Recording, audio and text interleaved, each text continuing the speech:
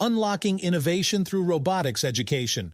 Welcome to our channel, J Robotics. In today's video, we're delving into the fascinating world of human-following robots using Arduino. To get started, here's what you'll need: an Arduino board, an ultrasonic sensor, infrared, IR sensors, a servo motor, and a motor driver. Gather these components, and let's embark on an exciting journey into the realm of robotics. Great job on seeing the robot in action! Now let's understand how our human-following robot operates. The Arduino code utilizes ultrasonic and IR sensors to measure distance and detect obstacles.